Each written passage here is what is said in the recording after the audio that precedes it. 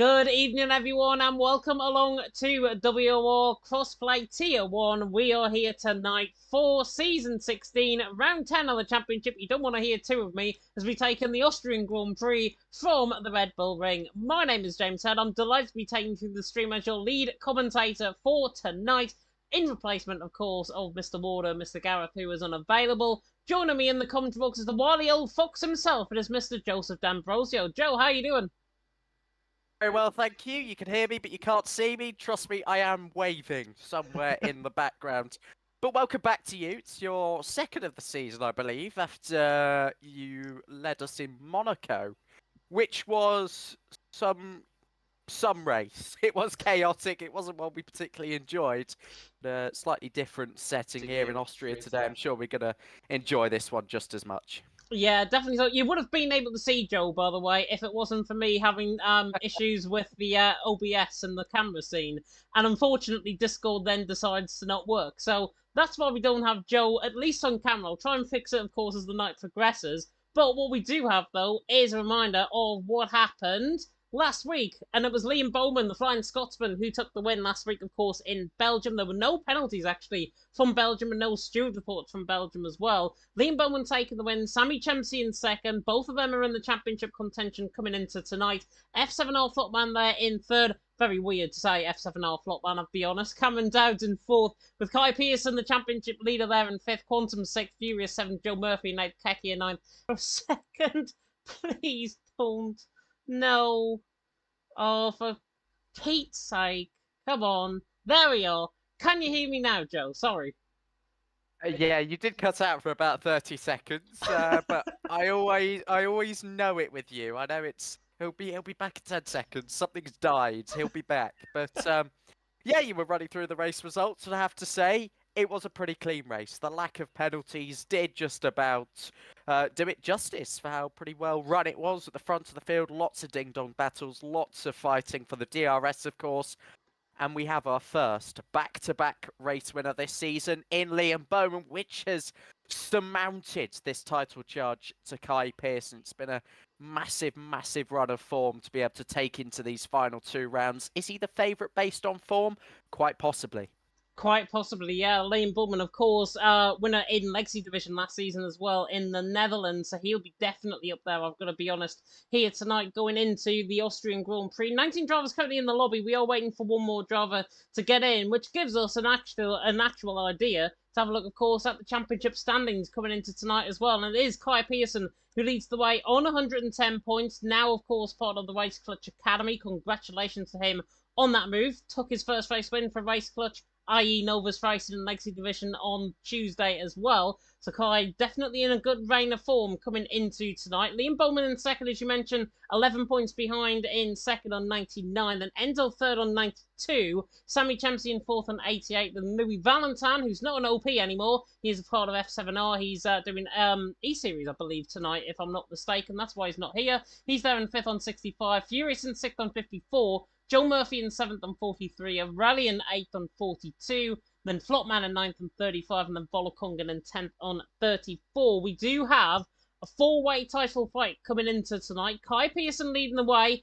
Basically, all that Kai Pearson needs to do is he wins, and I think Liam Bowman's got to finish 5th or below, and then he is crowned champion here tonight. Yeah, that's absolutely right. There's also the factor that Kai Pearson can equally not have a great race, and if he finishes anything 4th or lower, the championship fight will go to China. So, you know, it's either he has an absolutely brilliant race this evening, or this four-way title fight goes all the way, quite possibly. Whatever happens, it is going to be a massive one to potentially either set up that finale or have our third different crossplay Tier 1 champion crowned this evening. Yeah, definitely. So there are the title permutations, by the way. I totally forgot that I took a screenshot a little bit earlier on to actually show you what the title permutations are. But if Kai Pearson finishes first, Liam Bowman finishes 5th or below, he is crowned champion. There are 4 scenarios coming into tonight. Second one of those being, if Kai Pearson finishes second, Liam Bowman is 9th or below, Enzo is 5th or below, and Sammy Chempsey fails to win, he is crowned champion. Of course, Kai is crowned champion. Kai finishes 3rd, Liam Bowman is 11th or below, Enzo is 7th or below, and Sammy Chempsey is 4th or below. he is champion. And then if Kaya Pearson is fourth or below, the title fight goes to the finale in China. And I wouldn't be surprised if it does go to China, to be honest. Given how there's 22 points covering the top four, it is going to be very much nail-biting stuff here in Austria. And speaking of Austria, let's have a look at the track map in question. 4.3 kilometers and then 2.6 miles, 10 turns. Awaiting the drivers out on track. 3 DRS zones, one up the hill and towards turn number 1, one up the hill and towards Remus at turn number 3, and then one down and towards Schlossgold at turn number 4. And like F2 was happening a little bit earlier on, it is pretty overcast as we now got transition into qualifying for tonight. Let's get the overlay on because I was recording something earlier on. We do have, though, Austrian Grand Prix action. It is very overcast out on track, and weather can always play a factor around this track. Yeah, it can. It could be that rain is just around the corner, in which case we'll be seeing drivers come out of the circuit very quickly. But if the rain does stay away, expect drivers to have either 3 or 4 attempts at their best lap throughout the course of this 18 minutes. We've already got cars out there that might not indicate any impending rain because, as I said, they want to be out straight away, getting as much momentum as they can across the course of the session, using all the tyres they have available to them. You can even get away with back-to-back laps, double out laps, all sorts of tactics around here as well. So it does make for a highly competitive qualifying session. It definitely does. Looking on board with Mubarak, actually, he's the first man out on track. It looks like it has actually rained on the circuit previously, because there's just a little bit of dry patches and wet patches here and there, just off the surface of the track, really. And Mubarak, I think, is going to be the first man to really find how those conditions are. Obviously, it is custom weather. It is dynamic weather. It's going to be custom weather, of course, for Legacy Division on Tuesday in Bahrain.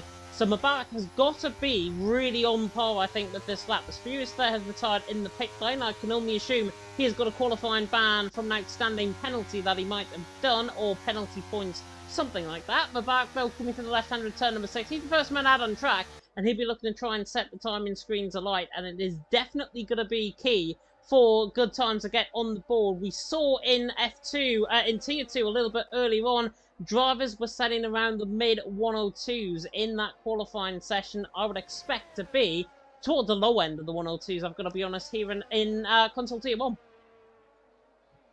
Yeah, absolutely rapid lap times, aren't they? It does make the race go by quite quickly as well. But you mentioned the track looking fairly green, fairly overcast overhead. It'll be a good indicator here with F7 on MOBA to see how far we are off those times. Up towards the first corner, want to be avoiding a mistake, but it just looks like he's missed the apex there quite significantly as drivers look to adapt to the slightly less than ideal conditions they would have been practicing in, usually fully sunny overhead on the midday setting, of course, but no sun or anything of that sort to worry about so far. MOBA 16-0 in the first sector, Sami Shemsi 15.9. So that subtle advantage you gain just from that first corner alone is crucial.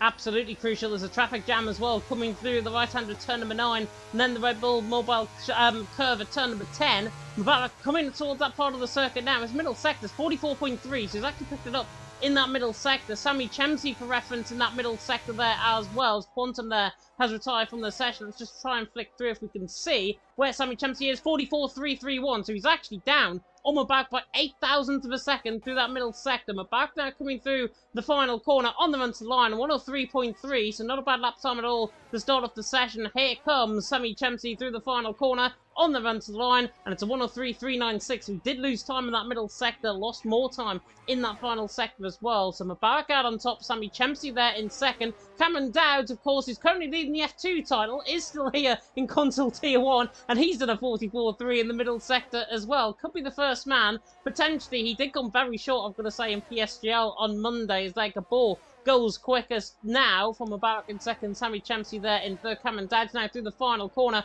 on the run to the line, looking to try and avenge his bad result from Monday, and he goes second with a 103.268. Good lap time there from the Scotsman. Yeah, absolutely. We've had some flying Scotsmen, literally, in terms of promotions from Tier 2 in recent months. Liam Bowman was first, Cameron Dowds second in that order of merit, but he has put in some fantastic qualifying performances recently and finally getting some significant points on the board with a P4 last week as well. Nobody really threatening Gabor's provisional pole time, but F7R Flotman may be the most likely driver to do so. What a run of form he's had recently, but can only manage P10 on his first flying lap of the session. Just a word on Furious and Quantum as well. It seems like they're struggling with some overriding connection problems. I don't think there's any qualifying bans scheduled for this evening, so they'll be having a hard time getting back in for the race, but I hope we don't lose 2 drivers before we even get underway this evening.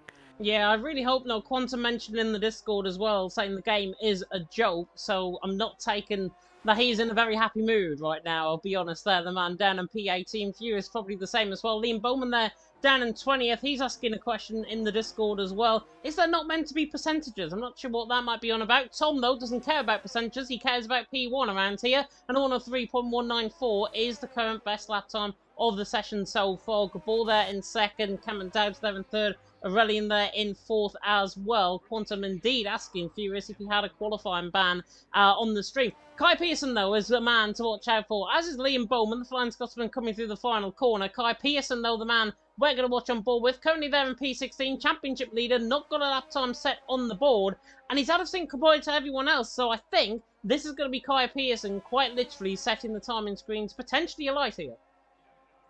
Yeah, quite possibly. And Liam Bowman, with regards to percentages, he means when you are on the MFD screen in the pit lane, it shows the precipitation percentages.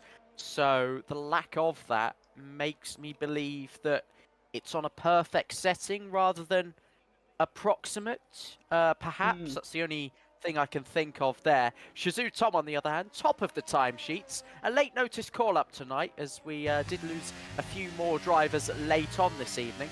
Thing is, this guy can practice for absolutely hours and come away with nothing, but he can just come straight into a race and perform like this so far. Really good start for Shazoo Tom at the moment, but Liam Bowman, Kai Pearson still to set lap times. The championship protagonists, both NVR teammates in the WOR Legacy Division. There'll be an element of respect between them both, but they are competing for the ultimate crown.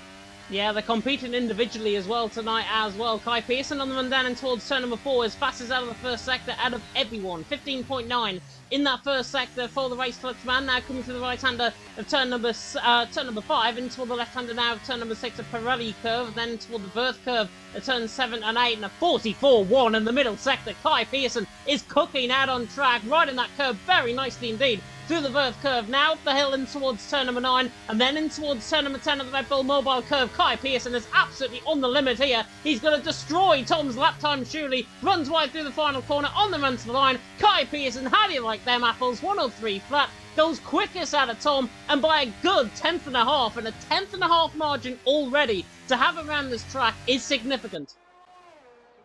Bowman was 15.8 in the first sector. I think he lost a bit of time in the middle sector, but this final sector will be quite telling. Rounding the final corner with a big snap of oversteer as he hit that outside curb. And just like that, he has lost a lot more time. That first sector, that first corner was outstanding, but it sort of just got progressively worse from there. He's up into P7. It's advantage for our championship leader, but this has become a very quickly compelling qualifying session, and we're not even halfway through. The homeboy as well, OP Tim, is on the run up the hill in towards turn number 9 and 10, and he's looking good in the middle sector. 44.2, so he's looking to put it between himself, maybe, and Kai Pearson, Mubarak, Tom. That sort of area puts himself between Mubarak and Tom. So goes there third. Could be entertaining for us if they joined at the hip together on the same row of the grid. Tim and Tom, always a fan of me in qualifying. Kai Pearson, though, out on top. Mubarak there in second. Tim there in third. Barak returning to the championship as well here tonight. Macho's looking good through the middle sector. 4/10 up. As soon as I've said that, he's just invalidated coming through the chicane at turn 7 and 8. And the Dutchman back into the pit lane. If you're wondering as well, Patronus there asking in the chat, hi, I'm trying to find out how I can join WR Console. Can anyone help? Mr. Luke Humphries there in the chat. Sign up with next week for season 17, and you can join the Discord. All of the link for the Discord is in the description of this very video. So if you click on that link, you'll be able to get in. I think Patronus was a former driver in WOR, if I'm not mistaken, because I saw him in the F2 chat earlier on.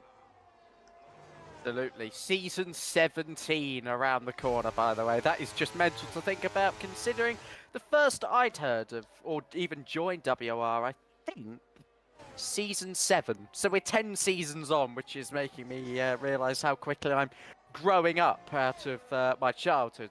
So thanks for that bleak reminder, Luke. But anyway, some outlaps, some in-laps, all sorts going on out there on the circuit at the moment, which is where we're just starting to see the changes, aren't we? Drivers doing 3 runs, drivers doing 4 runs, drivers just waiting and biding their time on the racetrack, because we've seen as well how quickly the traffic is building up in the final sector. That will pose a problem for the earlier runners when it comes to the final flying laps of the session. Don't be surprised if we see some pretty big near misses when it comes to the end of this session. Sammy Shemsi, by the way, is on a flying lap. He's not hanging around, the 4th place man in the championship.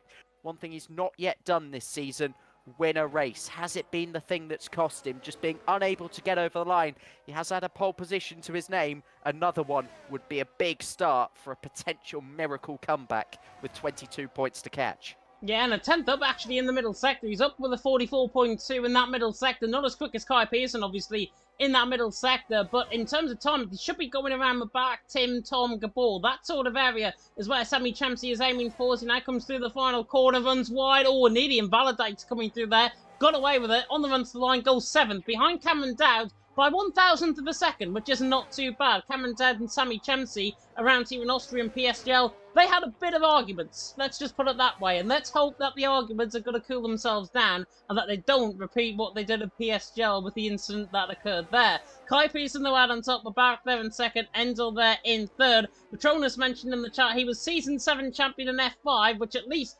he's a better champion than us, because we haven't picked up a championship this season at all in WOR as well. So at least Patronus has got that over us, and he's also saying he's still got his glass trophy. I didn't know WOR did glass trophies, to be honest. Luke Humphries, goodness me. Yeah, I do remember that back in the day. Once everybody got them, they were all over Twitter. Thanks for my F4 trophy. Just great time to be alive. I'm sure that would be a lot more expensive in the modern cost of living to try and produce and distribute those to the like dozens of champions we have nowadays. But that was obviously a great incentive as part as WOR. But we've got the much bigger prizes now, of course. So it shows you how things have evolved in the league racing setting. To be honest, I wasn't expecting either to talk about Season 7 throughout the course of a potentially championship deciding race, but I'm fairly enjoying the nostalgia at the moment. NVI Gabor wants the nostalgia of being back on provisional pole, and it's a 15.9 in the first sector, 600s up and a spin! Coming out of 3. Just as I was praising him for a good first sector, he's now stuck on the exit of the corner. Oh, and Macho's invalidated as well. Just a ball with him coming through the final corners at turn 9. Invalidated run wide coming through turn number 9, and then is just absolutely obliterated his front wing into the pit lane. Drives through the Red Bull mechanics. Hopefully they're okay as they come out on track. Macho, they're down in P18 right now. They're 103.9 for Macho. Compared to Kai Pearson on a 103 flat. Not good news at all for Rick or for Macho further down the field right now. Barak as well returning to the championship for the first time, I think, since season 15, if I'm not mistaken. He might have been here last season on the rogue appearance, but Barak now coming down the hill in towards turn number 4 at Schlossgold. He did give WOR Jensen? He gave Shazoo Jensen even a run for his money in the season 13 championship. He runs wide coming through turn number 4. Season 13 championship was one of my first commentaries actually around here in WOR and indeed in Austria. Barak through the middle sector. 44.6, 3/10 down. You know what I'd be doing if I was him? I'd be coming in the pits. Yeah, he's got gravel on his tyres. There's no chance he's improving on this one. He does start into the pit lane, as does Schumacher. Joe Murphy is on an outlap at the moment, so that is one of the drivers going earlier here. Could potentially be his final run of the session. Liam Bowman also heading back into the pit lane. He did have another flying lap attempt. He did improve, but he's still only P11. He is a long way back, and of course, he really needs to be finishing inside the top 5 tonight to have any hope of being able to take the title next week in China. Moba as well, still on that front row. How quickly is he able to just come in and adapt? As always, one pad driver on the front row, Liam Bowman another, but like I was just saying, he was not quite able to match him. He was just weaving there. I don't know if he's listening into the stream. Moba, give us a weave. No, never mind. He's in the pit lane now. Wishful thinking. Joe Murphy's backed out. Something's gone wrong on his lap after a pretty good first sector. Yeah, it was 400s down through the first sector. I was thinking maybe he's going to carry on with this, but he must have backed off the lap. Must have made a mistake at the top of the hill there. Coming through turn number 3 at Remus on the run towards turn 4 Schloss Goal, and he's backed off in that middle sector. But what drivers could tend to do, obviously if they've got a higher fuel run, they can go for maybe one in lap and then come back out for an out lap potentially. We'll see what Joe Murphy does here. He's going to go again by the looks. So he's just going to take some of that fuel away, get very high revving on this out lap. Now going for his full lap, it seems. Joe Murphy on the run towards turn 1, the man, of course, who picked up a podium in Legacy Division Singapore last season as well. And he's currently 13th right now. Ireland, I'm not sure how they're doing, honestly, in the rugby right now, but allez le bleu for us English and for us Brits. Kai Pearson out on top, Mubarak in second, Endel there in third. Joe Murphy through the first sector, 15.9, having more success than the Irish conversion rate right now. I still always laugh because he's still not Irish, but it's still funny. It's still funny. We just pretend he's Irish from now on. But either way, this first sector this time around was not as good as his first, or should I say second, out lap. So what has Joe Murphy got to contend with here? He's got some traffic! No! That is a pretty significant block. It's F7R Flotman that was in the way. Joe Murphy will just hop, skip and jump over the grass and gravel, and that will be his qualifying session coming to an end. Yeah, that was pretty much a roadblock from Joe Murphy's point of view. Yeah, and I'm just trying to see who on the inside. It was a Haas on the inside as well, and it looked like that might have been just going on to their lap now. That could have been NVR Gabor potentially, but it's not. He's further down out on track. Schumacher. It was the other man of Schumacher. So Schumacher there could be landing himself in trouble there as well with that blocking, as Gabor picks up a 5-second grid penalty for illegal blocking, which means we're going to get a mandatory restart, which means you're going to hear to us waffling about goodness knows what a little bit later on as well. But Kai Pearson out on top, Mubarak there in second, Endel Soon there in third, Shazoo Tom just on up on lap, but he is backed off through the first sector. 17.8 that was through the first sector, so disappointing from him. Just trying to see if there's anybody else on a lap right now. Keki is not on a lap. BRT Lou, I think, is on a lap. Flopman is definitely on a lap, as you mentioned. He's now coming through in towards turn number 5 and then toward the left-hander now of turn number 6. Kai Pearson about Enzo, currently the top 3. Flopman, middle sector, 44.1. More like it from Flopman, but still a good amount to decline if we want to try and get in the top 5.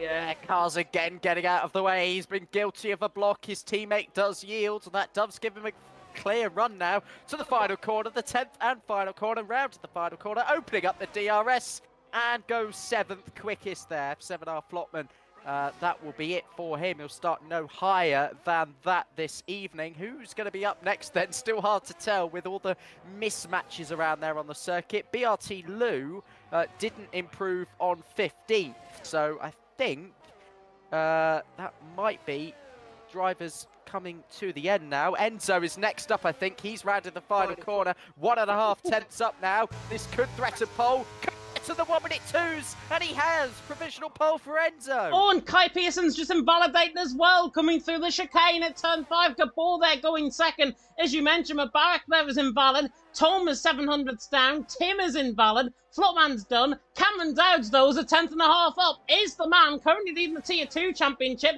On for potential pole position here in Austria. Now coming through the final corner is Flying Scotsman 2.0. Coming through the final corner, Cameron Dowds on the run to the line. Is he going to defeat Enzo Soom? No, goes third. 1:03 flat, but a good lap time nonetheless. Shazoo Tom has picked up time in the middle second, but he's still 800ths down. Sammy Chempsey on the run to the line as well. He only manages 6 up behind Kai Pearson, which is good news for the championship leader. Tom there in 8th, Tim there in 9th currently. Tom coming now through the final corner. AlphaTauri get out of the way. Tom's just invalidated coming through turn number 9. Keki is on a lap time as well. The Finn who has been famously, no. as he spins coming through the final corner. I was going to say he's famously seen as a smoker there on Twitter in one of the photos that I saw earlier on. Keki there down in 12th, and I think that is the end of qualifying. I don't think anybody else there is on a lap time. It's Endel Soom out on top from Liam Bowman second, Gabor there in third. Great lap time and brilliant for the championship because Endel Soom, Liam Bowman out-qualify Kai Pearson and Sammy Chemsey. Yeah, this would be an unbelievable situation for the title if points were distributed in qualifying. They're not, but we do have 2 of the 4 in the hunt occupying the front row of the grid. Gabor there as well in P3. He pulled it out of the hat late on. So did Liam Bowman. It looked like he was struggling on around a 1 minute 3.3 throughout the entirety of that session.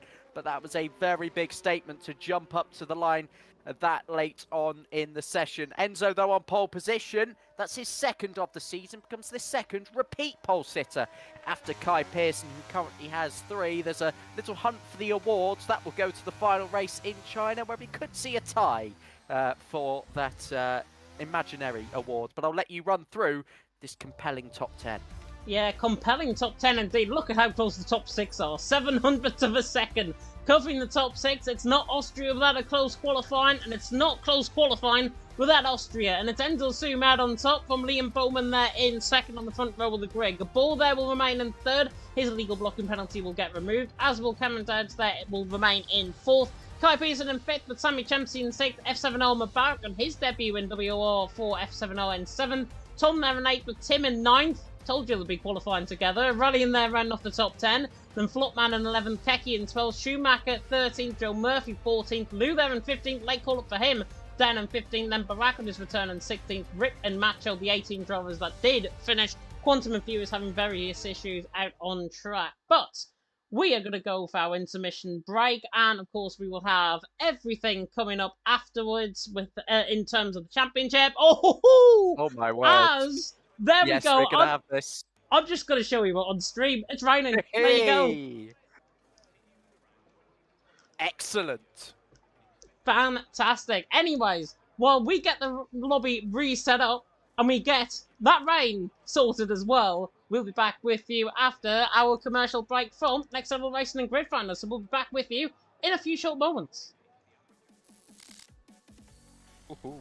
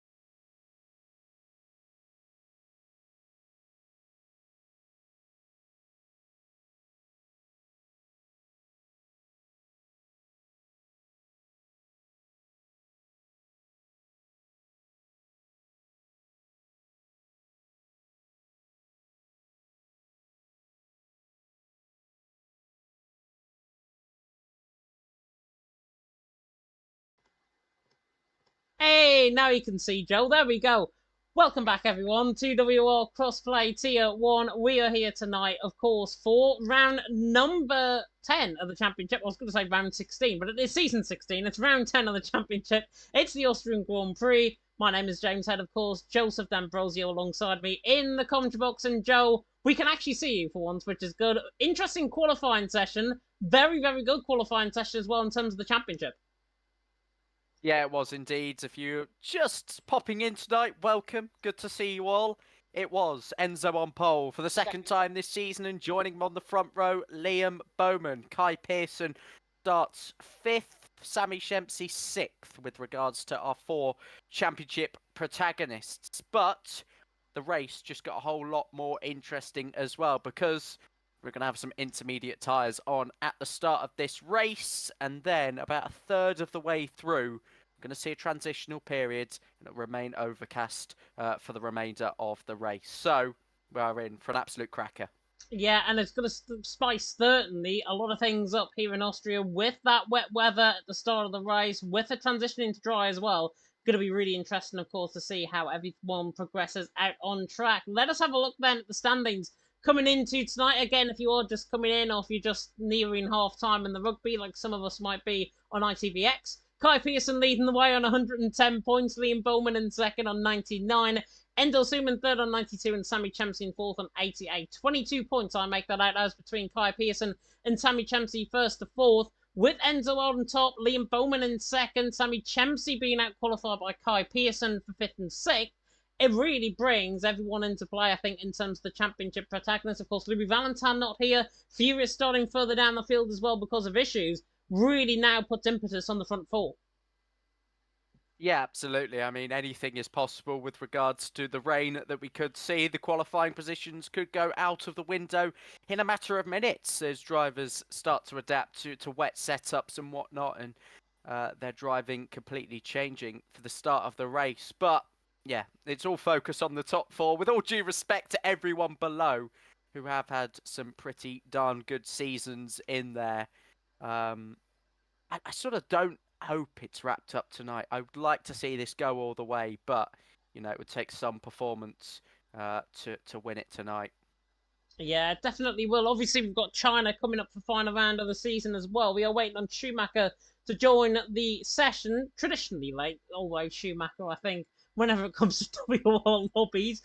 But hopefully, we'll be getting live very soon indeed. But the standings looking at that, Kai Pearson, of course, out on top. Race Clutch Man, race winner, of course, in Lakesy Division during the week as well. So he's got a good form coming into tonight. Liam Bowman, who won last week. Endel Soom, of course, on pole position here tonight. Sammy Chempsey returning as well. All spicy things coming into Austria, and it's certainly going to be interesting to see how everything goes. Here are the championship permutations, by the way, before we get live. Look, Kai Pearson, if he finishes first and Liam Bowman finishes fifth or below, he is crowned champion right here tonight in Austria. Kai Pearson, if he finishes second, if Liam Bowman finishes ninth or below, Endel Soom is fifth or below, and Sammy Chempsey fails to win, he is crowned champion. If Kai Pearson finishes third, Liam Bowman is 11th or below, Endel Soom is 7th or below, and Sammy Chempsey is 4th or below, he is crowned champion. That's scenario 3. And then scenario 4, if Kai Pearson is 4th or below, title fight goes to finale in China. And Chinese Grand Prix, of course, always a spicy affair in terms of a season finale, in terms of even racing around there as well. Of course, returning to the WOR calendar for the first time, I think, in about 3 or 4 seasons, if I'm not mistaken. China, of course, going to be interesting. But right here tonight, Kai Pearson, of course, wins the championship. It is going to be his first title within WOR, and I think he has certainly got a very bright future. How's the Auctionman? Yeah, he does.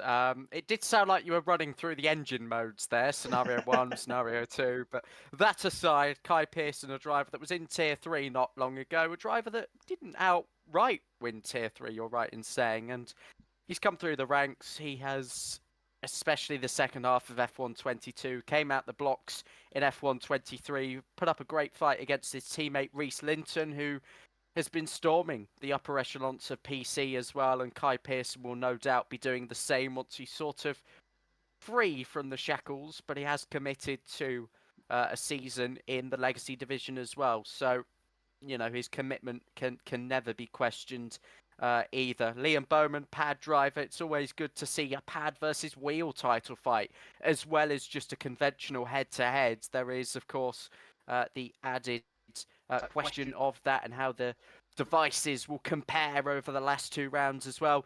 The Veloce Academy duo of Enzo and Sammy, 3rd and 4th. Of course, that was a WOR Legacy Division pairing as well. It all sort of comes full circle, and I think that is an additional beauty of this championship fight. It does. It also comes full circle because you've got me on commentary tonight as well, which is always, I'm sure, a good thing. Let's have a look, though, because we are going to get out on track very soon indeed. At the track map in question, 4.3 kilometres in length, 2.6 mile. 10 turns awaiting the drivers out on track, 3 DRS zones, 1 up the hill and towards turn number 1, 1 up the hill and towards turn number 3 at Remus, and then down and towards turn number 4 at Schlossgold. And it is going to be a night, I think, that is fraught of drama, fraught potentially of controversy as well. This track, though, Joe, for overtaking, is second to none. We should get a very good race, regardless of the conditions out there.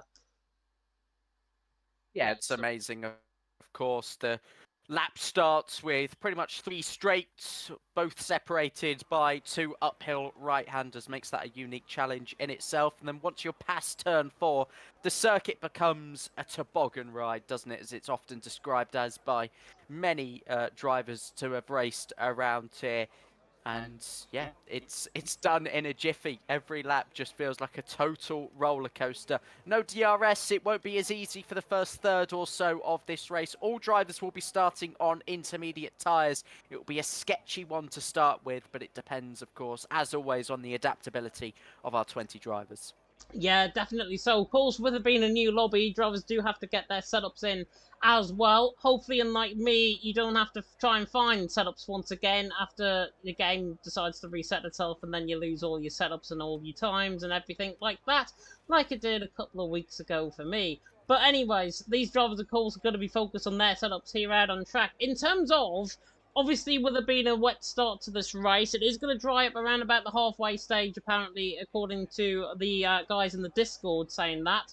It means that drivers potentially could run a half-half setup, potentially could run a full dry. If, obviously, there's the dry conditions later on in the race, we should be seeing drivers, I would think, run a full dry setup. Yeah, they'll go predominantly dry. I think it's about 1/3 of the way because we have the 3 custom icons.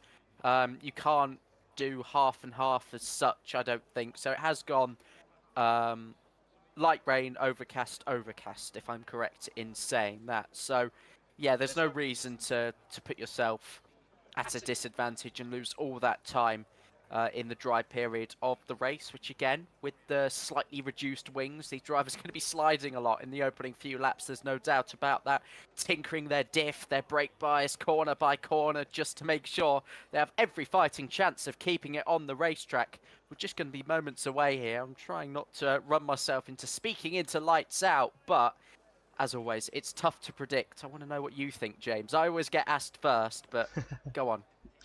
I normally always say, oh, well, I haven't got time. Oh, 5 no. red lights are about to go out. I've been saved by the bell. 5 red lights are going out here in WOR Console Tier 1, and it's lights out and away we go, and Enzo soon gets a very good start off the line. Liam Bowman there in the second phase, though, pulls alongside and nearly makes a bit of contact with him in towards turn number 1, but Enzo soon leads through turn 1. Liam Bowman there in second, Gabor there in third, Cameron Dowds in fourth, Mbarak already through, and Kai Pearson, so already getting the move done into fifth, and Sammy Chempsey is now side by side with Kai Pearson, running up the hill. 2 former Veloce Academy teammates, as you mentioned earlier on, to the inside line. Haas there going wide on the background. That was Gabor going wide, comes across there on the back of Sammy Chempsey and in front of Mbarak as well. Mbarak got away with that. He's doing his into fifth. Kai Pearson and Sammy Chempsey, albeit very much in the spray, and now side by side down the straight. Sammy Chempsey has absolutely sent it. How's he got that car stopped? How's he got 2 for 1? Brilliant stuff by Sammy Chempsey in the end. That worked out in the end. 3 wide they went behind. Kai Pearson, Tom all going side by side. I think Aurelian's involved in that as well. And the Haas man of Furious, I think, is round along with Joe Murphy.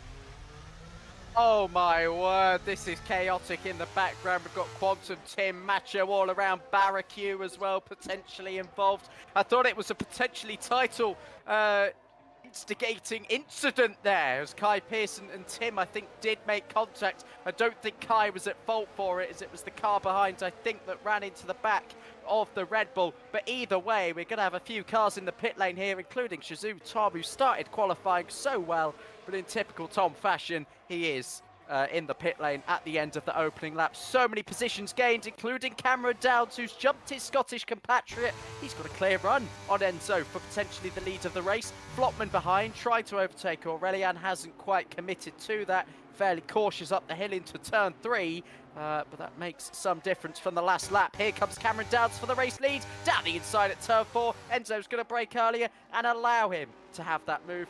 No need this early on for Enzo to take a risk. Yeah, Enzo can just sit back, relax and enjoy the ride, I think, with Cameron Downs in front of him. But I think the Frenchman is just going to keep the Scotsman honest right now. He's in a bit of a Scottish filling. Maybe a little bit of haggis on the side there as well. Cameron Downs leading the way. Enzo's second. Liam Bowman there in third. Mubarak there in fourth. Sammy Chempsey there in fifth. Position gains early on. Out on track as everyone, by the way, is on the set of intermediate condition tyres. Apart from Tom, apparently he's on the set of full wet. So I think that's a potential game glitch. Or that just a miscommunication there with a trigger pad, potentially, for Tom. Looking at the position changes, though, many position changes. Rick is up 6, Schumacher up 4, Flopman Aurelian up 3, Mubarak up 3, Cameron Downs, after that phenomenal start, he's up 3 as well. Most positions lost. Gabor there down, down 13 positions. Tom there down 11 positions there as well. Unfortunate for both of them. But Cameron Downs leads up the hill. In through the straight, we're going towards turn number 3. Enzo there in second, Liam Bowman there in third. Everyone having to take it very gingerly at the top of the hill. Don't think we're going to see any moves done. But Cameron Downs is going to be kept honest by the man in behind in Enzo. Enzo and Cameron have got a very good relationship around this track as well. They've had good battles in the past around here. So surely are going to be doing the same, as Tom there is back in the pit lane. Full intermediate condition tyres on. He definitely needs a safety car in this race. Yeah, he does. I mean, he's almost a lap down so soon, having made 2 pit stops already. Just your lap 3 weather update.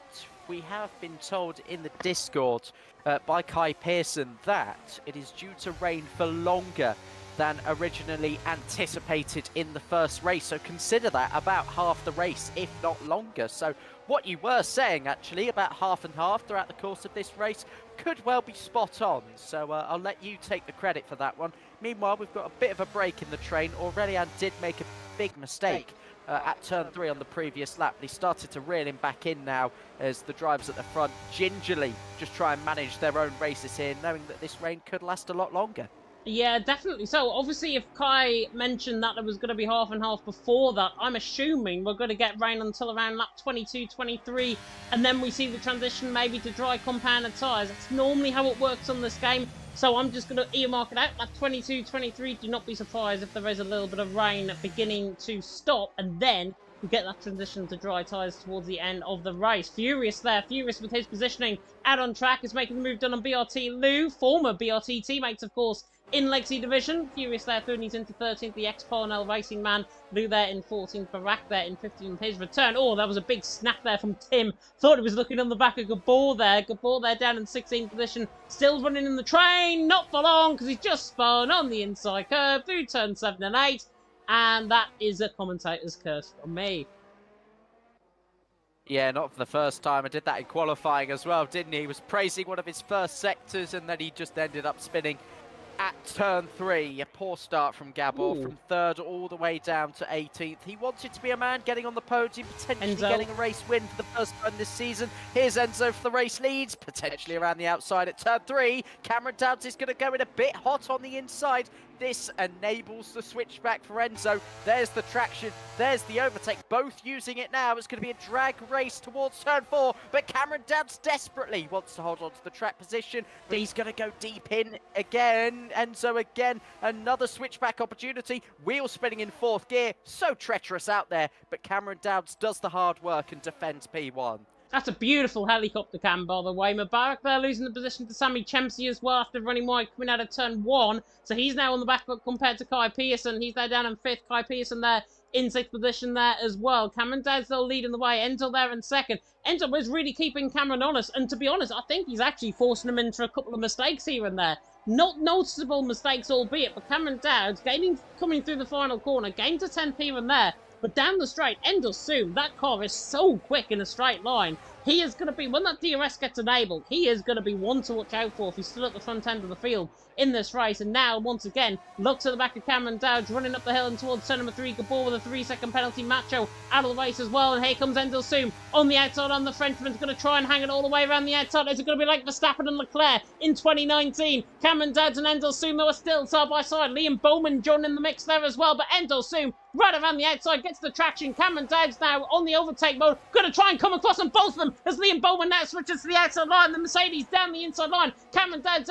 trying to desperately hang on to this race lead. He's just about alongside, coming out of turn number 4 at Schlossgall, now in towards turn number 6 at Pirelli curve. Cameron Dowd's around the outside, surely not. Brilliant action this between them both. Mercedes and McLaren, the good old-fashioned Formula 1 days. Cameron Dowd goes around the outside of Endel once again, just about holds the race lead, but Endel is still there on the outside line, running up the hill in towards turn number 9. Cameron Dowd is ahead. That is probably the best battle I think I've seen in Austria on this game. Remarkable stuff.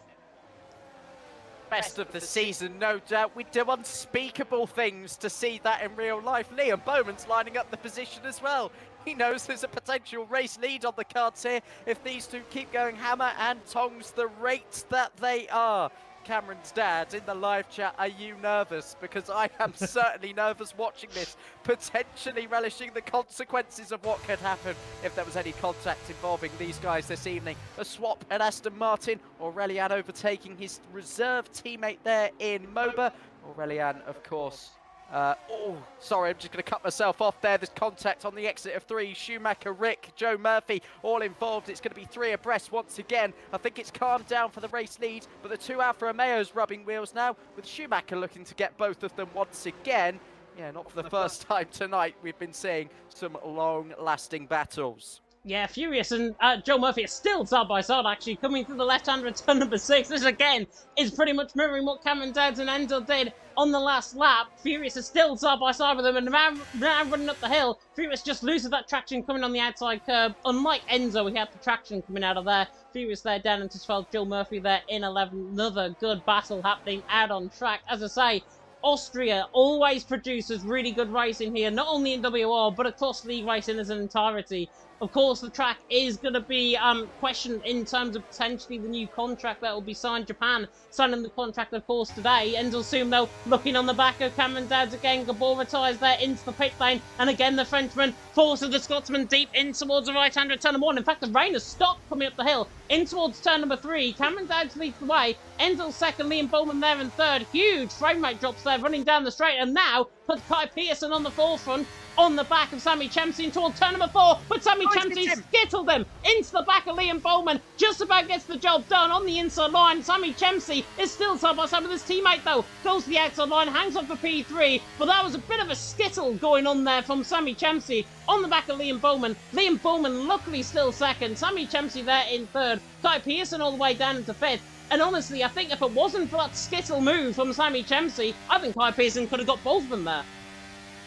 Yeah, he was applying the pressure. Sammy Chempsey braking late on the inside, perhaps didn't spot his usual braking point there, using the outside of the circuit brake marker boards. But either way, Sammy Chempsey massively getting away with one. Could have easily spun around Liam Bowman there, because could have easily taken his teammate with him.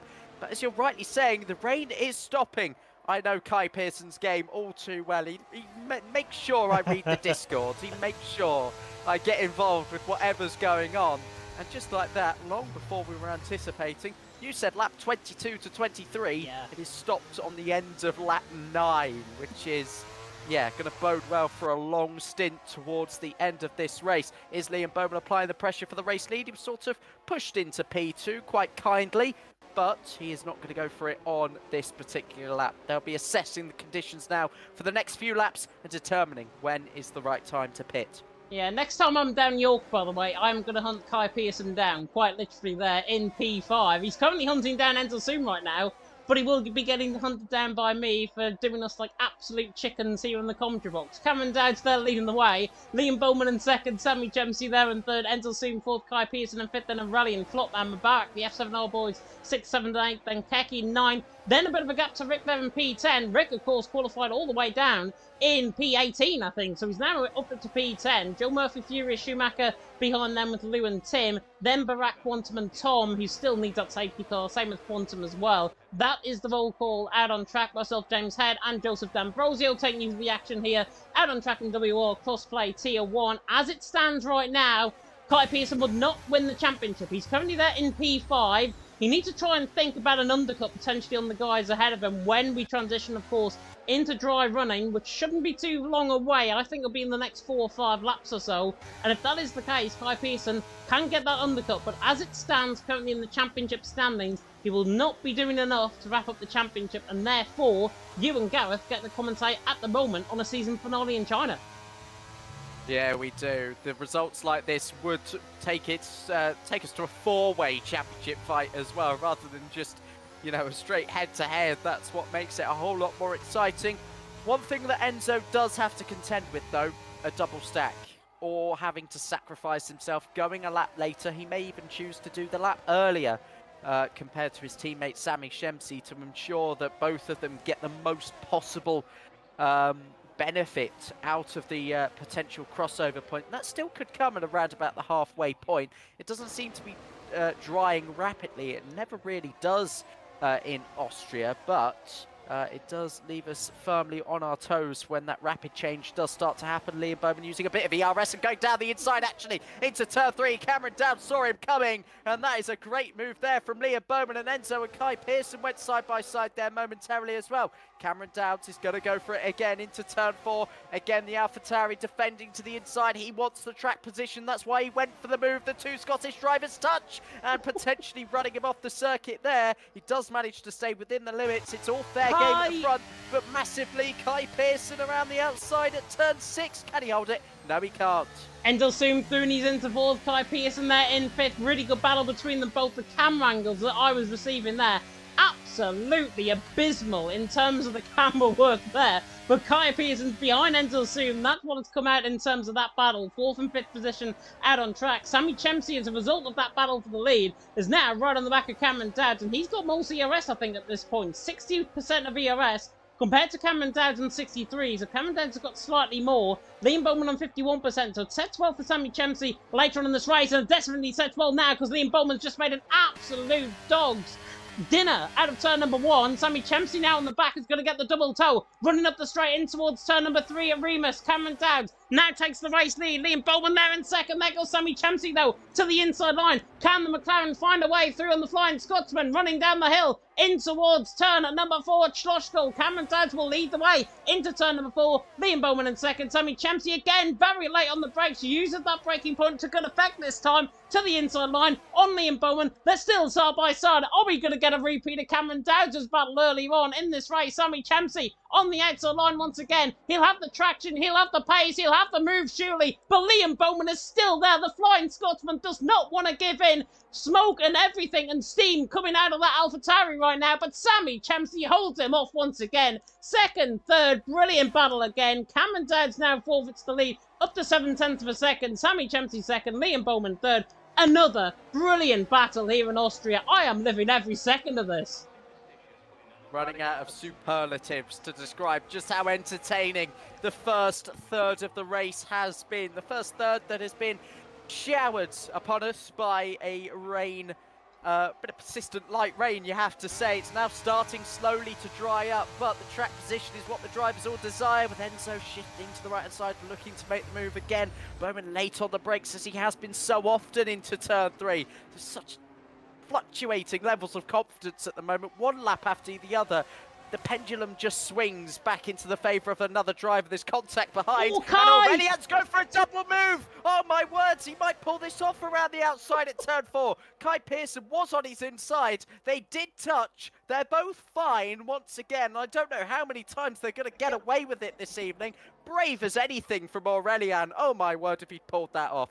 Oh, if he pulled that off, that would have been move of the season, quite literally. Aurelian Thunes into 5th. Kai was looking to the inside line. He had to think about coming out of the toe to Enzo, and then switch it to the inside line. The way they were moving though into the braking zone made it very difficult for Kai not to try and force the inside line, and not to try and basically skittle like what Sami Chemsi did earlier on. Gets away with it, and just about, because if that was any sooner, and that was just a little bit further in deeper into the braking zone as there goes Enzo soon wide coming through turn number 1 and picks up a 3-second penalty for his pains there as well. Just all calms down now, run up the hill and towards turn number 3. Cameron Dowd still leading the way. Honestly, Joe, if I was Cameron Dowd right now, as Flopman now tries to think about a move on Kai Pearson, these two have had their fair share of battles. Legacy Division on Tuesday being one of them. Running down the hill and towards turn number 4. Is Flopman going to think about the inside line? On the back of Kai Pearson. Just about gets away with it. Kai tries to switch the inside line, but Mubarak makes contact with him on the brakes in towards turn number 4. Kai Pearson now put completely in the backwash, and Mubarak, as a result, makes that contact, but Kai Pearson now completely under pressure. Oh my word, he's falling backwards, isn't he? And he was turning right into Flotman down that back straight. I thought they were about to both lock wheels and both spin around. It looked like any moment that could have occurred. Then there was contact from behind with Moba. Another strange lifeline in this race. They are playing with fire and water. Not particularly the most likely of combinations. You'd need to extinguish the fire at the moment, but we have some pit stops. I think the circuit is starting to dry out a little bit, unless there's another set of intermediates going on. But for Rick, it's mediums. For Schumacher and Furious, possibly the same. This is a gamble. Let's watch the deltas. I have a feeling it's too early. The track is drying on the left-hand side. You can visibly tell the track is drying coming out of the pit lane, but look at the spray being kicked up. That is still not dry conditions out on track. It's probably... Oh, soon as I say that, it's DRS enabled. So what am I talking about? Rick there, Furious and Schumacher have timed it actually relatively perfectly. It's not 100% perfect, but it is perfect in its own right. Cameron Dowson and Sammy Chemsey are on the back part of the circuit. They're coming through the final sector now, so it's perfect for them. They can think about coming in the pit lane. What does McLaren do in terms of the strategies, though? Is Sammy Chemsey going to come in the pit lane this time around? Yes, Enzo is the one that stays out, so Enzo goes an extra lap on the set of Inters, forced out wide there with everyone coming in the pit lane. Same with Aston Martin as well. I think Mubarak is the one continuing on for Aston Martin, but everyone bailing into the pit lane. Should be a set of mediums to the end of the race, and now this is where it gets spicy. It gets even more spicy with the DRS. They were fighting so hard without it. What could possibly happen with it? Enabled double stack at AlphaTauri. They did both go in with Flotman taking the hit of losing an extra couple of seconds. But how much time will Enzo and Moba lose out there? Both with 3-second penalties. It still does look like the track is very wet indeed, but the game's starting to suggest to us that the slick tyres are quicker, and I think in a lap or two's time the track will look pretty much bone dry. So it's best to just get yourself on that set of tyres. They will be quicker than the intermediates, which were worn, of course, having done 15 laps so far in this race. But either way, Cameron Dowd's eating into the race lead of Moba and of Enzo as well. He's also pulling away slightly from Sammy Chemsey. He needs to catch up a little bit, make sure he's staying in DRS. Otherwise, Cameron Dowd could be the firm favourite for his first ever Tier 1 win. Yeah, look at the gap actually closing down between Cameron and Mubarak and Enzo. 12.8 seconds. That gap was 14 seconds at the start of the lap. So clearly a second and a half taken out. Inevitably, it is dry as out on track, and that's why Enzo and Mubarak have decided to come in the pit lane. They had to go an extra lap, basically, which means, potentially, they're going to be behind the likes of Rick, Schumacher, Flotman, Barak, Tim, possibly even out of DRS range behind them as well. Cameron Dowd leads the way. Sammy Chemsey in second runs wide, coming out of turn number 1, and Enzo came up behind Aurelian, but he could be side by side with Kai Pearson running up the hill and towards turn number 3. Liam Bowman and Aurelian are. Aurelian gets the job done on the back into P3, and there goes Kai Pearson to the inside line on the back of Enzo Soom. These guys have had their battles before here in Austria earlier on this evening, and now once again they're side by side down the straight. Keki getting involved in this battle as well as Joe Murphy. They have got a very good undercut strategy going on. Kai Pearson holds onto the position. Enzo Soom defending very aggressively off the back of Keki there. Enzo there in 6th, Kai Pearson there into 5th, and the fresher rubber coming into play as that, I think, was Schumacher trying to go around the outside of Mubarak, and I think Mubarak's actually in trouble. I think he's got left side plate damage on that car.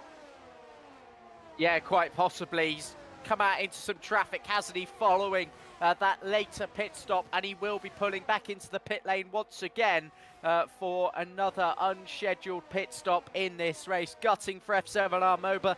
Might even call it quits on this one. But Aurelian is your quickest driver out there on the circuit. He's within the DRS range of Sammy Shemsi, and indeed MOBA does retire in the pit lane. Sammy's been struggling. He's got a penalty to his name, of course, as has his teammate. He did run really wide into that first corner on the previous lap. He lost more time from that. Then he started derating on the ERS. So Cameron Dowds' lead is only increasing rapidly. And there will be battling from Aurelian and from Sammy Shemson. I think the best bet here for Sammy is to let Aurelian through. Yeah, the question I was going to ask you, actually, before they decided to come in the pit lane, what would you have done with Cameron Dowds in that battle? Because obviously now with Cameron Dowds being 1.5 seconds ahead, I think he's just got on with it. I think he just wants to try and outpace Sammy Chemsey and Aurelian. But in that intermediate compound tyre, and when that battle happened, Cameron Dowds was only 7/10 clear, and now clearly he's going forward as Schumacher's going backwards down the field. He's made, I think, a mistake coming down in towards turn number 8. He's recovered the car. Has he got any damage on that car? It's difficult to tell. I think he's got away with it. I think it might have just been a bit of oversteer there from the Haas, who's down there in P14. Aurelian, though, on the back of Sammy Chemsey. These two have had their battles in Las Vegas in the past in Legacy Division. Now, here in Austria, Aurelian just breezes on by as if he's not even there. Cameron Dowds now leads, Aurelian second, Sammy Chemsey in third. This was Legacy Division. Cameron Dowds and Aurelian were former teammates won today. In your team, Joe, as well, albeit Cameron Dowds leading, Aurelian second, Sammy Chemsey there in third. But Cameron Dowds leading the way. Aurelian with 48% of ERS, Cameron Dowds with 27%. I'd honestly say right now, advantage Aurelian.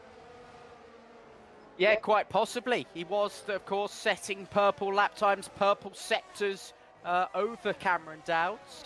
Even though he was in that third place position, he's found another 5.5 tenths on this lap. Yes, the track is still continuing to dry, but he's also eaten into the lead of Cameron Dowds by around half a second himself. Shazoo Rick, 3-second time penalty there. He's down the order now in P11 as Flotman goes through. Cameron Dowds' fastest lap bettered by half a second. The power of DRS, yes, to some degree helped him, but even through the second and third sectors of the lap, Aurelian was absolutely flying, so we could still see some pressure on here as Rick becomes our 4th retirement in the pit lane tonight.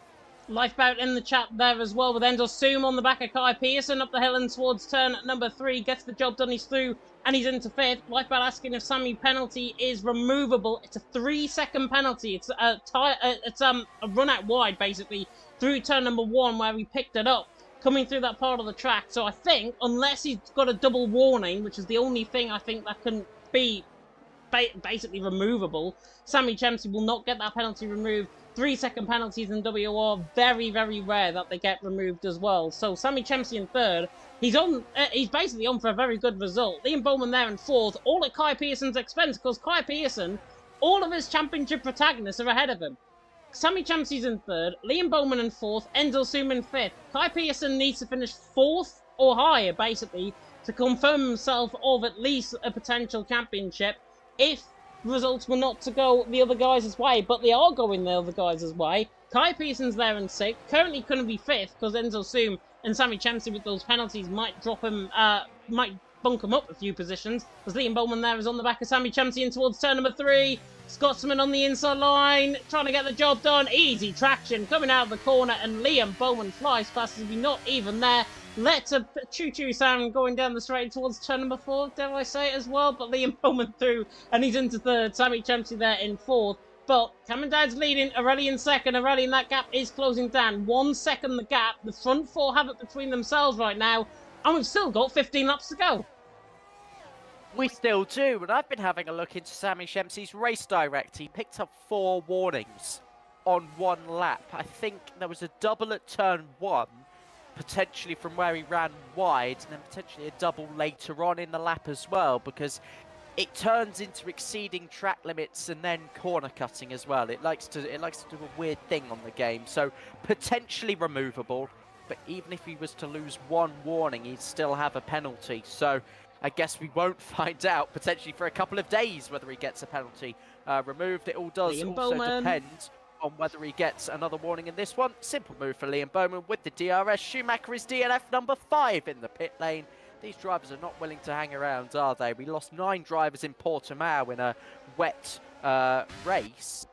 Just not waiting at all. Here comes Sammy Shempsey down the inside. Oh my word, it forced Aurelian into a late move. And again, fortunately, Liam Bowman is not around. And I'm not sure who was at fault, to be honest, because it looked like Aurelian moved across on Sammy Shempsey, but it then looked like Sammy Shempsey moved across on himself and tried to basically just try and get the inside line on Aurelian. Bit of a weird one, that. Aurelian stays ahead, Sammy Shempsey there in 4th. Obviously, if that goes down to the stewards, then it's going to be very minimal. But Liam Bowman's 3-second penalty now. He picked that up coming through this part of the track. At turn 9, he did last lap around. Liam Bowman there in 2nd. That yellow flag, by the way, is for Schumacher's AI car, who's came out the pit lane right down the bottom end of the field. Tom, by the way, still going in 15th, even though there's been no VSC or safety car in this race. Quantum and Tom are still continuing on. 14th and 15th position as Sammy Shempsey once again looks the back of Aurelian, looks the inside line in towards turn number 3. He's much later on the brakes. The former Veloce Academy man now to the inside line in towards turn number 3, trying to get the job done, running down the straight. Sammy Shempsey and Aurelian are still side by side, running down the hill and towards turn number 4. Could be the 3rd time we've had this tonight, albeit with different drivers. Sammy Shempsey inside line at turn number 3, hangs on from Aurelian. Great battle again between them both in towards turn number 4. Everyone now within a second of each other in terms of DRS. This race getting spicy. It is Aurelian down to 4th. He does not have a penalty to his name. Cameron Dowds neither. So we've got a bit of a penalty filling in a sandwich at the moment, with Bowman and Sammy Shempsey having that black and white symbol to their name. Kai Pearson looking to reel them all in and potentially take a 3rd place on track if he's able. By virtue of penalties, if he's able to catch up to this train as well. Position still subject to change quite significantly here tonight, but Cameron Dowds, you have to say, still in a great position. Everybody's still on the same wear of tyres, roughly, following that pit stop from the intermediate tyres. Yeah, nothing really to worry about at this stage, as Enzo goes back up the inside of Kai Pearson as they continue their battle. Significant lag coming through there as well. Rick Lair leaving the session. Big jump back, actually, in terms of the battle for 5th there. Enzo Soom still ahead of Kai Pearson, but they're inside of each other a little bit down in towards turn number 3. Not for the Forsaken. F1 Kid fan, by the way, there in the chat saying hello. Hello to you. I think he was in the F2 chat a little bit early on as well. But are we now going to get the battle of Gladiator between the front two? Cameron Dowds against Liam Bowman. This is it. Liam Bowman's 3-second penalty could get removed, obviously, if he's got the race director on his side. But right now, Liam Bowman is looking quicker than Cameron Dowds out on track. And it's very hard now for Cameron Dowds to try and accomplish some of that ERS. He's got 15% of ERS. Liam Bowman has got more than double that. He's got 41% in towards turn number 1, and now the Scotsman sets his sights on his fellow countrymen. Are they going to be playing ball here tonight, running towards turn number 3? Here comes Liam Bowman to the inside line on Cameron Dowds. Cameron Dowds will still be alongside halfway into the corner, though. Liam Bowman says, you know what, I'm just going to go for it anyways. He's through, and he's into the race lead. Cameron Dowds in 2nd, Sammy Shempsey in 3rd, and that is actually now good for Cameron Dowds because he can use up that ERS now to good effect and save that back up. So Cameron Dowds, very good, by the way, in terms of his ERS consumption. That's what he's going to be doing now, holding on to 2nd. Yeah, fairly straightforward. Charge the battery, stick with him. Don't let Sammy Shempsey through, because then that could spiral a whole load more problems for Cameron Dowds with regards to Aurelian. Very quickly on the back, the fastest man on the track for a good period of this dry phase of the race. But Cameron Dowds has one objective tonight: win the race. Liam Bowman potentially could be on a hat-trick if he manages to streak clear 3 seconds, but being Austria, being 3 DRS zones available to the drivers, that is, of course, very unlikely. Further down the order, I mean, a nice little train forming behind Enzo as well, and he's found about a second in the last few laps to be able to sort of bring the two trains together. And here comes Sammy Shempsey pulling to the left-hand side. He will actually commit to this one, but he just bumps over that outside curb and won't be able to take the move as of then, but he gets a good exit out of turn 3, and Cameron Dowds is going to sit and wave him through unless he can dive it back up the inside. He is going to fight this one. It's advantage clear, but that's another penalty. Clear as day for Sammy Shempsey. He did cross over that white line. This is looking problematic now. One penalty could be removed, but certainly not 2. I personally think Cameron Dowd's moved across on him to pick up that 3-second penalty. It was very minimal, the movement, but it was visible on the outside camera.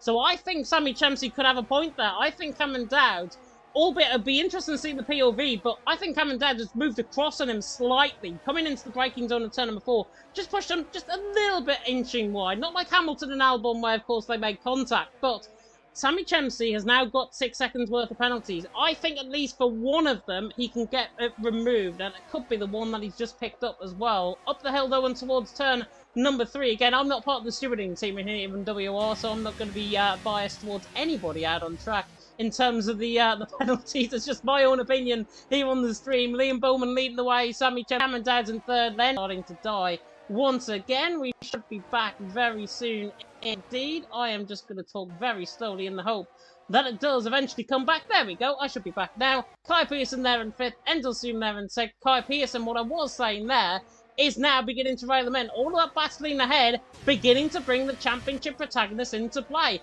Kai Pearson is still not out of this to wrap it up tonight. He's there in 5th, now beginning to close down. He's got ERS at his advantage as well. Kai Pearson definitely beginning to cook in the second half of the race. Yeah, he is. He's found some pace now, and you have to say it's been good, quote-unquote, teamwork with Enzo.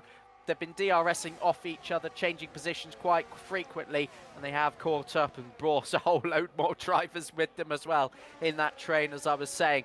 9 laps remaining in this one. Liam Bowman has the lead. Sammy Chemsey looking for it now on track as well, potentially looking to go down the inside. But going back to what happened a lap ago, I'm going to say that we can agree to disagree on the second Sammy Chemsey penalty, because I was on board with Cameron Dowd, so I don't think you were. And there was some room. I didn't see any noticeable movement. So, in effect, that becomes Sammy Chemsey driving himself off the circuit. But I'm sure the stewards, if he decides to appeal that one in, will have a thorough look, as you said. Yeah, as I say, it's a very wide-out camera angle that I was having between them both. And it just looked to me, there was a tiny bit of wheel banging between them both. As you say, with Cameron Dowd, though, if you're on board with him, then I'll take your word for it rather than my own word. Liam Bowman leads the way from Sammy Chemsey second, Cameron Dowd in third, Aurelian there in fourth. All of that now, say Kai Pearson getting back with an ERS, he's 1.4 seconds away, and now the gap's beginning to extend away once again. Here's Aurelian now on the back of Cameron Dowd, Sammy Chemsey on the back of Liam Bowman in towards turn number 4, very late on the brakes, Cameron Dowd. Aurelian now picks up a penalty as well. That was in towards turn number 3, very weird one to pick up. I've actually picked that one up though in my racing around here as well, but still this battle going on. Cameron Dowd and Aurelian side by side in towards turn number 4, extra zoo teammates fighting it out in towards turn number 4, Schlossgoal. Cameron Dowd's just about getting the car nose ahead. Aurelian still on the inside line, and the Frenchman will not want to give this one up without a fight. Cameron Dowd's on the outside line, forced off track there by the Frenchman. The Frenchman hangs on to third. Cameron Dowd's there in fourth. Cameron Dowd is probably absolutely remonstrating at the Frenchman himself. With that, Aurelian through and he's into third. Cameron Dowd in fourth. Put it this way, Cameron Dowd, I think, because of that, is probably not happy. Yeah, the PSGL, PSF1 champion doing what he does best there in clearing up one of his main rivals over the course of that season. Either way, Cameron Dowd still in the net race leads. You cannot fault him for, you know, starting to drop down a few positions. It's not a position that he ever expected to be in when he joined WOR Crossplay Tier 1, still leading the Tier 2 Championship. It does help Kai Pearson as well. He'll now gain 4 positions. He's finishing second as it stands, despite being 6th on the circuit at the moment. Here comes Keke, potentially still some battles for the lower end of the points-paying positions going on, but they don't want to be wasting too much time back there. They're happy to sit in the train and see where this penalty mayhem at the front of the field brings them. Yeah, it could bring them a safety car or VSE later on in the race as well. Obviously, if things were to kick off, which you know these guys in Console T1, they probably will. It probably will towards the end of the race, and if it does, we're all for it. Liam Bowman leading the way, Sammy Chemsey second, and Aurelian there in third. They've all got penalties right now, 3 and 6 seconds respectively. There are the penalties on the right-hand side of your screen. Liam Bowman giving us a weave down the straight. Even though he's on pad, he does the weave down in towards turn number 1. Liam Bowman, though, leading the way. That might have been, though, for Sammy Chemsey to say, you know what? coming past me. I just want to sit in behind, and I want to put these guys behind me under a little bit of pressure, and that's exactly what's going to happen. Sammy Chempsey through into the race lead. Liam Bowman in second, Aurelian there in third. Cameron Dowd's there in fourth, as I say. Sammy Chempsey's on 6 seconds worth of penalties.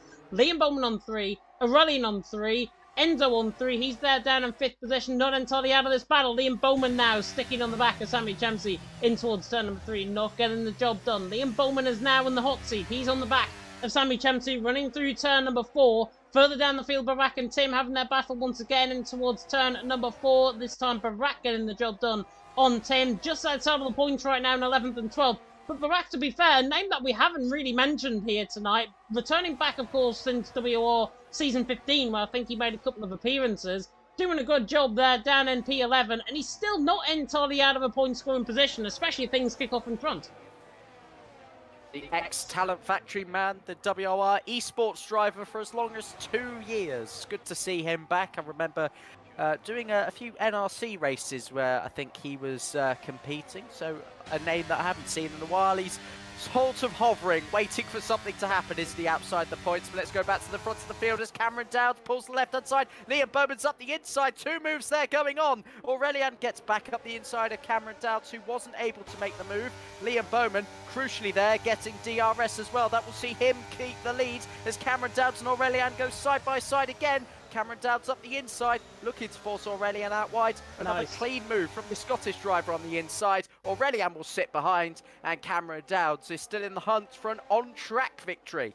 Yeah, he still is. Really good move there by Cameron Dowds, showing the know-how that he's got. He's only 14, this kid, and he's still producing some really good performances out on track, which you've got to remember, he's only 14. 14, and a bright future ahead of him he's got as well there in P3 currently. On for the net race win. Who's on for the net race second, by the way? Kai Pearson. Look at now this. The gap now has all of a sudden come down, and the top 9 are covered within a DRS train within each other. Hop on board the Flying Scotsman. Liam Bowman leads the way. Sammy Chempsey second. Cameron Dowd's there in third. Aurelian, Enzel Soom, Kai Pearson, Joe Murphy, Keki and Furious. One of these 9 is going to win. Liam Bowman now trying to string things out in front, and he's trying to break away if he can. Try and get Cameron Dowd outside of 3 seconds. That will be the aim for Liam Bowman now in this race. But now, Aurelian once again on the back of Cameron Dowd in towards turn number 4. Not getting the job done this time around. They've run a line astern as they come through turn number 4. But Liam Bowman leading the way. Sammy Chempsey second. Cameron Dowd in third. Not sure how many carriages the Flying Scotsman's got, but put it this way, he's carrying extra weight in behind. I think it still holds the East Coast speed record, potentially. I don't know, I'm not going to go into my lack of knowledge on trains, but either way, you say that Cameron Dowds was 14 has caught me by surprise, because I had no clue. There's no wonder he still needed parental support in the live chat. I'm sorry, Cameron's dads, if you're still with us, still watching nervously, as with 3 laps to go, he is potentially on for his first ever Tier 1 race victory. Provisionally, of course, subject to appeals from the 4 drivers either side of him that have penalties to their name as well. And he moves into turn 3. Enzo thinks about it up the inside, but he doesn't quite commit. Kai Pearson's caught right up to the back of this train. He's still set to inherit P2 tonight. There'll be some mathematical calculations going on. He won't win the championship, I don't think, based on these current positions. But if something was to happen to Liam Bowman, obviously Sammy Chempsey, Enzo still having penalties as well, then we could be speaking about a different outcome tonight. It seems unlikely. 2.5 laps to go.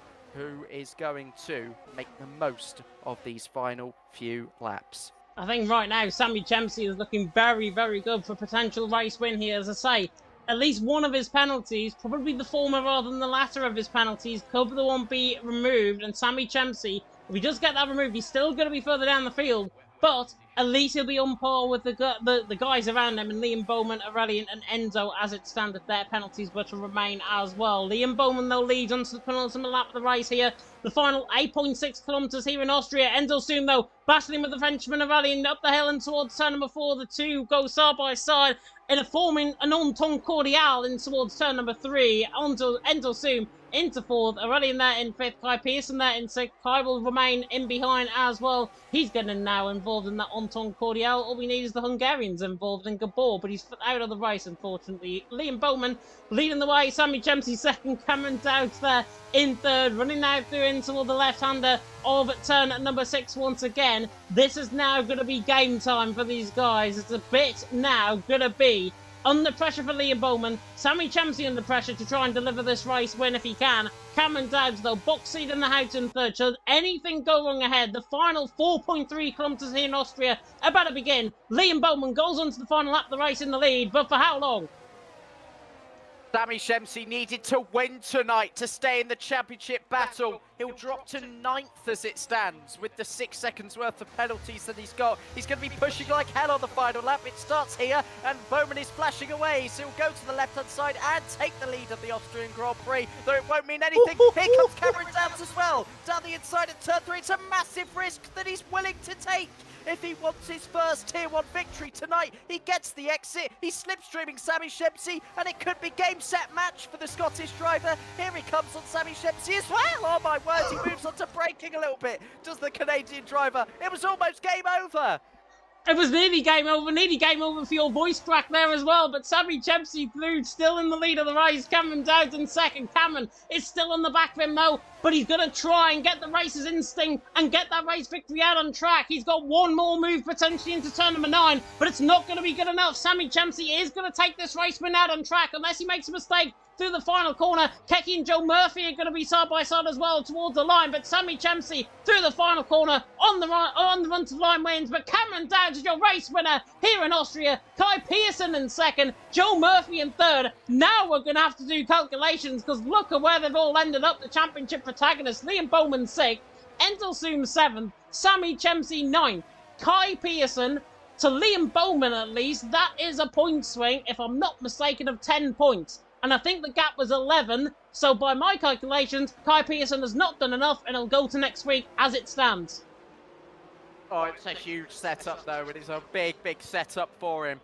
The points are being plugged in for me, so I'm not going to have to do any physical calculations on my bit of paper. We'll come to what the provisional points are in a moment, and I can confirm that Kai Pearson has not yet won the championship, but he barely needs anything next week to clinch it. I tell you what, the gap 21 points now.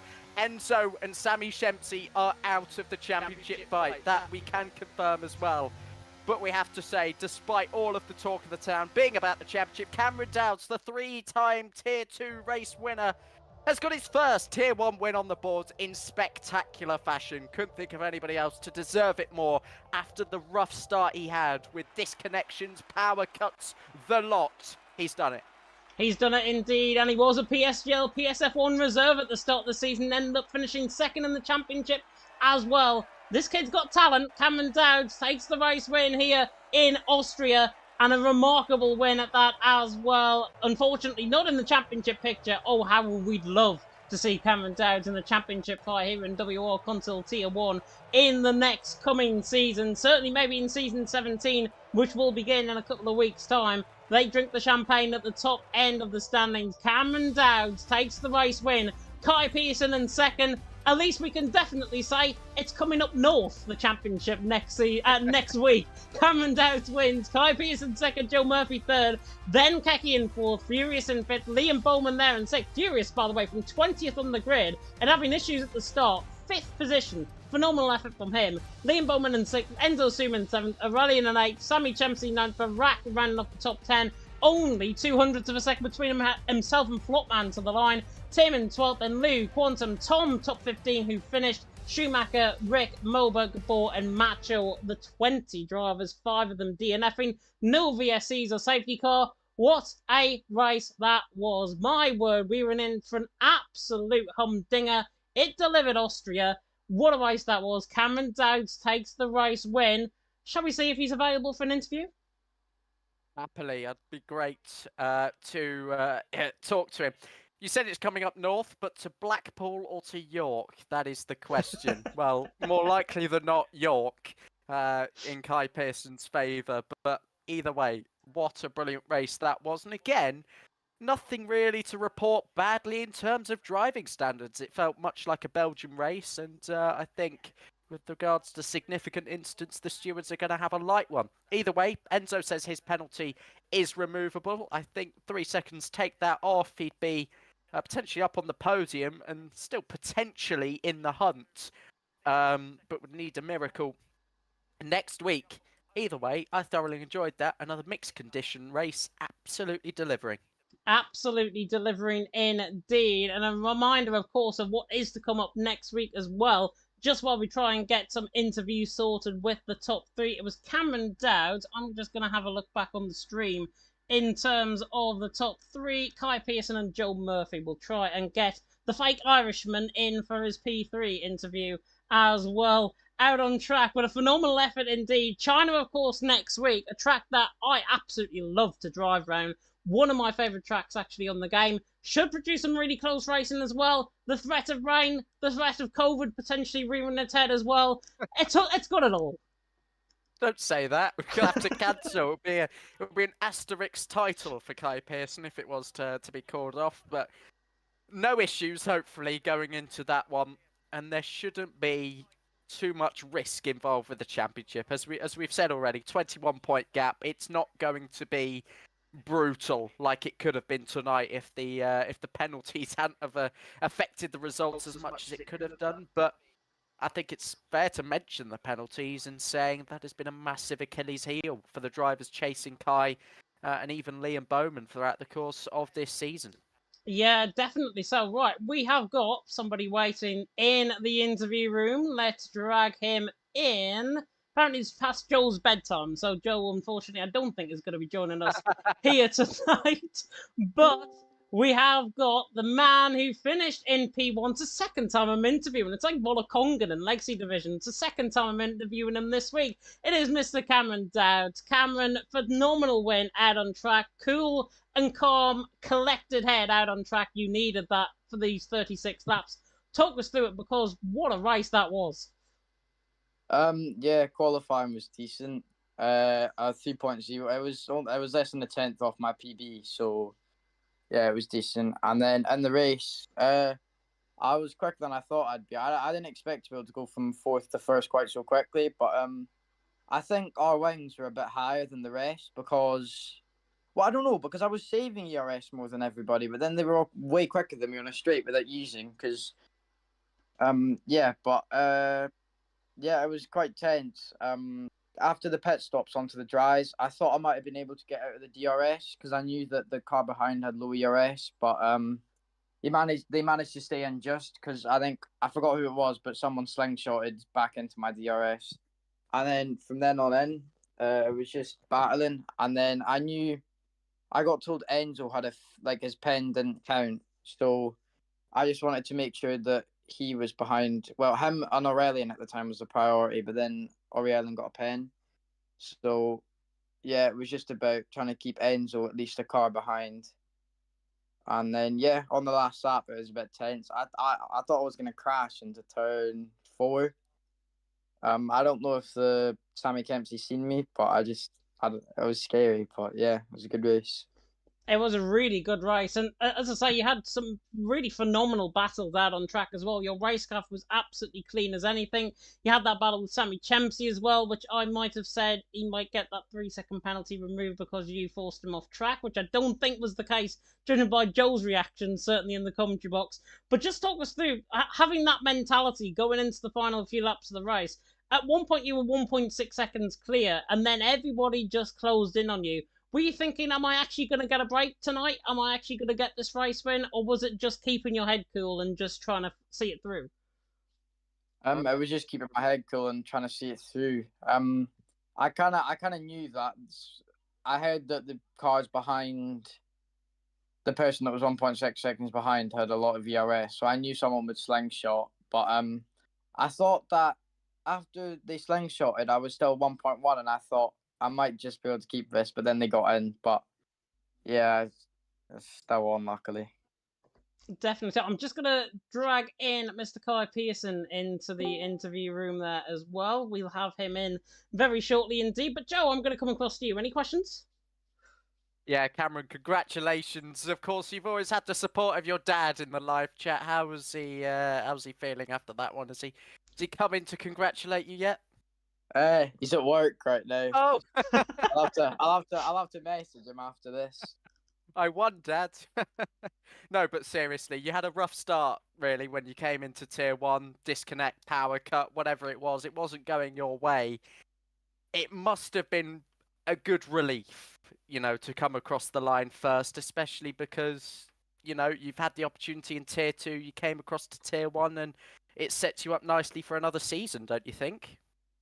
Yeah, definitely. I'm happy I've performed pretty well so far. I've been on for decent results in the past as well, but power cuts and stupid stuff like that have stopped me.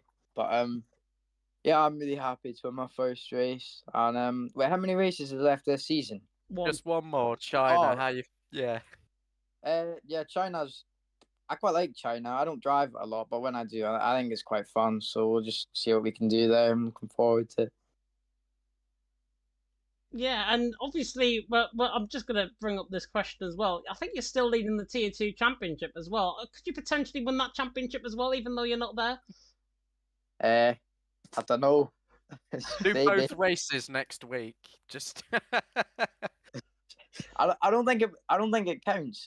Like if I won the championship in Tier 2, wouldn't it just get like my name would be taken when the person in second would win it? I think so. I think you'd still be merited it. Yeah, I mean, Fair enough. he did the first full race of the season, then he moved up. So he's technically been there. He just hasn't been closed down by the likes of Alex Marciano and everyone. He's trying to pursue that 14-point advantage that he had coming into tonight. But anyways, your dad, by the way, is in the chat, and he said, yes, boy, that was crazy, with a lot of emojis. I think what I'm going to tell now Cameron's dad is get back to work. It must be a very quiet night wherever he is in terms of his work. But hopefully it's all going okay. Hopefully he can have a good night, and hopefully you can too, Cameron. Yep. Cheers. Very welcome indeed. And we can now speak to the man who finished P2 out on track, not doing enough to wrap up the championship, unfortunately, tonight. It is Mr. Kai Pearson. And Kai, again, second interview of the week for you and me. Talk us through that race. Phenomenal effort from your perspective, and really, really cool head again to finish second. I'd say probably frustration, to be honest. I think, in the rain, I think people just raced me a bit differently, getting pushed off, silly dive bombs on me and things like that. But yeah, they can do that. Don't really care, to be honest. Was hoping to wrap it up. Wish Cameron would have let me through. No, I'm joking. But I don't know who's getting the pens removed. So I think Bowman's not getting it, so that's good. Yeah. Yeah, I think Enzo and Sammy Chemsey potentially are the ones that could be getting their penalties removed. That's what we certainly think potentially here in the commentary box. But again, you had some really good battles out on track as well with Enzo early on in the race. Talk us through those battles and talk us through how difficult it must have been trying to race them, especially in those wet conditions. Yeah, no, it is very tense in the wet conditions. Like one mistake and that's your race finished. But yeah, I'll try to make it as clean as possible. Don't think I pushed anyone off. I know I got pushed off. Yeah, no, it was good. It was good fun. Yeah, I can tell the frustration. I know it probably doesn't feel like you need to do much to wrap up the championship, but you are a very good quality driver. Of course, you won Lexi Division on Tuesday. You've got very good form coming into next week as well. Congratulations on that P2. Joe, any questions? Well, let's talk about your big move in the week, signing for Race Clutch, Kai. I mean, not often we get to directly speak about that. So, wrapping up the title next week and starting a new life in Race Clutch, how's that sounding for you? Oh, yeah, no, it's very good. Pleased to have joined. They back me 100%, and I think we've got a good future ahead. Amazing. P7, I think, is all you need next week. Straightforward, risky in terms of how drivers might approach you. Is that with The pen's getting removed. That's just what we know as of now. I don't know whose pen's getting removed, but Right. for the sake of Well, it, we'll say 7th. Yeah, no, I'm literally just going safe as I'm not going for the win. Especially at China, the pace is it's a bit shaky. There you are. I don't think there's anything more I need to ask you. No, congratulations on that P2, Kai. We will see it. Well, I won't see you next week, but hopefully you get that championship wrapped up next week. Go and enjoy Ethan. Thank you. Very welcome indeed. And I think, unless Joe Murphy has suddenly came into the Discord, I think that's it in terms of the interviews here tonight. I don't know where I'm going with the next screen. There we go. Let's remind you, of course, of what's to come up here in midweek. Of course, we have got China for next week, February 8th and 9th for the console divisions. Season finale. Kai Pearson only needs 7th to wrap up the championship. It's 21 points, I think, as it stands right now, between himself and Liam Bowman, who would be in 2nd in the championship unless Enzo was overtaken him, which I don't think he did. But going into next week, Kai Pearson has got literally nothing really to do but just turn up and get a P7 finish. Knowing racer's instinct, though, he'll be going out there for the race win. Yeah, quite possibly. I mean, if the opportunity's there for him, I don't see why he wouldn't push on and finish his life in crossplay tier 1 as a race winner as well. I look forward to the season finale next week, whether it's Gareth, whether it's you. I'm sure you'll be watching. Regardless, 1 week. That's all we've got to wait now until the end of season 16. Yeah, 1 week indeed, and season 17 sign-ups as Joe mentioned, as Luke mentioned even in the chat, unless Joe's suddenly taken over WOR since we've been missing. Sign-ups open next week for season 17, so I believe if I'm just a betting man, which I normally am, it'll probably either be the weekend or it'll be on Monday the sign-ups would open, so that will be... And I'm trying to get my dates right, around about the 11th, I would think, in terms of sign-ups being open. You can join the Discord. The description, the link is in the description of this very video. You can also tune in for this Legacy Division on Tuesday night as well. I'm going to be there. Joss is going to be alongside me in the Comdrux for that one. It's Bahrain. It's custom weather. God knows what's going to happen, to be honest, but I can at least say I've actually won around that track, so... that at least there's one positive to take out of next week. Good luck, is all I'm saying with that custom weather. And we're going to be told, by the way, what the custom weather is. The drivers are going to find out in qualifying, is what we have been led to believe. So tune in next week. I'm sure as round 4 goes, I'm sure the drivers will be hungry for more for round 4. And then Azerbaijan, round 5. And then we have our first transfer window after Azerbaijan on the 27th of February. Then we've got the second half of the season, Brazil, Las Vegas, France and China, the 2 short qualifyings and 2 short 35, there's 2 sprint 35% races even. Then Spain and Italy, and then we've got our second transfer window and second break week. Miami, Australia, and then a to be confirmed track. I'm kind of hoping it's Portugal. Britain, and then Austria to round off the season, where we were tonight, of course, for console tier 1. That is the end for tonight's live stream. I really hope you enjoyed it. We've got half a Joe on the screen, so I'm going to go to the ending screen right now. It's not your fault. Kai's still in Discord, which is why your camera's halfway appearing. Goodness me. Anyways, it's kind of all gone wrong tonight. Anyways, we're going to end off the stream here. Really hope you enjoyed it. If you did, like, comment, subscribe, tick that notification bell, of course, if you're brand new to the channel. We'll be back with you next week, or Gareth and Joe will be back with you next week for console tier 1. I'll be back with you, of course, on Tuesday night for Legacy Division. So until then, stay safe, all of that jazz. Thank you so much for watching, and until next time, goodbye.